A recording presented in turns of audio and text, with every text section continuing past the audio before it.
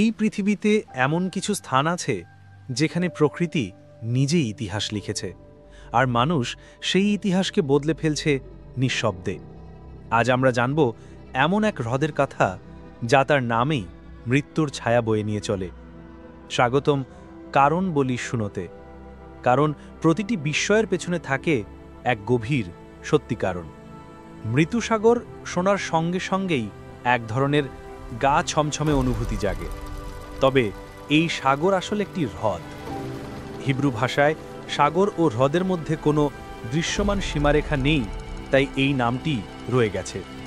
ইহুদিরা একে বলতো তীক্ষ্ণ লবণাক্ততার জন্য, আরবরা ডাকত লোত সাগর, পবিত্র ধর্মগ্রন্থে উল্লেখিত নবী লোতের স্মরণে। প্রাচীন রোমানরা বলতো তার লেক, কারণ এর পানিতে ভেসে থাকত কালো ঝকঝকে টার। দ্বিতীয় খ্রিস্টীয় শতাব্দীতে গিয়ে ধীরে ধীরে এটি পরিচিতি পায় ডেড সি নামে। মৃতসাগর অবস্থিত জর্ডান উপত্যকায়, সমুদ্রপৃষ্ঠ থেকে 430 মিটার নিচে। এটি পৃথিবীর সবচেয়ে নিচু হ্রদ। দৈর্ঘ্যে প্রায় 76 কিলোমিটার, প্রস্থে প্রায় 16 কিলোমিটার। একসময় এর আয়তন ছিল প্রায় 920 বর্গ কিলোমিটার। আজ তা সংকুচিত হয়ে দাঁড়িয়েছে মাত্র 650 বর্গ কিলোমিটারে।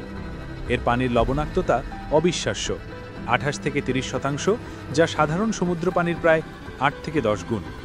গভীর পানির স্তরে এটি পৌঁছায় 33% পর্যন্ত। এই চরম পরিবেশে মাছ বা জলজ উদ্ভিদ বেঁচে থাকতে পারে না, তবুও কিছু জেদি প্রাণ এখনও বেঁচে আছে।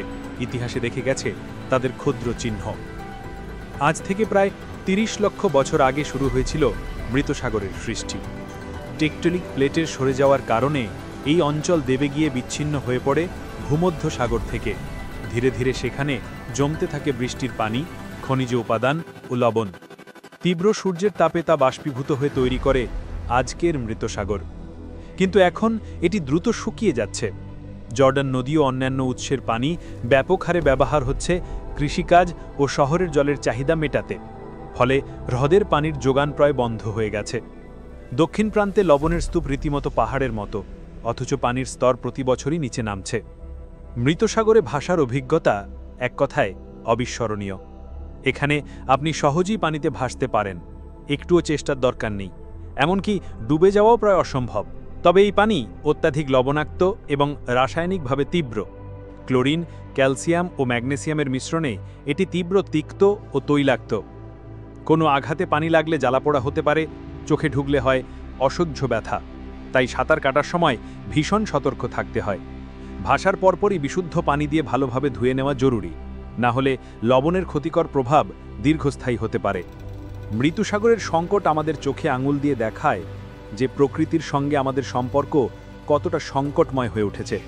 জলসম্পদের অপরিকল্পিত ব্যবহার, পরিবেশগত অবহেলা এবং জলবায়ু পরিবর্তনের চাপ, সব মিলিয়ে এই প্রাকৃতিক বিস্ময় আজ ধ্বংসের পথে। এই হ্রদের করুণ পরিণতি আমাদের জন্য একটি সতর্ক বার্তা। এটি স্মরণ করিয়ে দেয় প্রকৃতির সৌন্দর্য আর এর ভঙ্গুরতার মাঝে মাত্র এক চুলের ব্যবধান। ইসরায়েল ও জর্ডান একসময় Red Sea to Dead Sea প্রকল্প গ্রহণ করেছিল, লাল সাগর থেকে পানি এনে মৃতসাগর পূর্ণ করার পরিকল্পনা। কিন্তু প্রযুক্তিগত জটিলতা, বিশাল ব্যয় ও মতভেদে তা আজও বাস্তবায়িত হয়নি। তাই আরও বাস্তবসম্মত সমাধান হতে পারে জলসম্পদের সঠিক বণ্টন, পানি সাশ্রয়ী কৃষি প্রযুক্তির বিস্তার, আর সর্বোপরি প্রকৃতির প্রতি মানুষের শ্রদ্ধা ও দায়িত্ববোধ। মৃতসাগরের গল্প আসলে কেবল এক হ্রদের মৃত্যু নয়, এটি আমাদের উদাসীনতার কাহিনী। প্রকৃতি আমাদের কাছে যা দিয়েছে তার প্রতিদান দিতে না পারলে হারিয়ে যাবে এই বিস্ময়গুলো একে একে।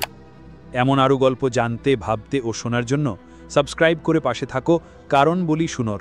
কারণ আমরা শুধু গল্প বলি না, আমরা কারণ বলি, শুনিয়ে দির বাস্তবতা।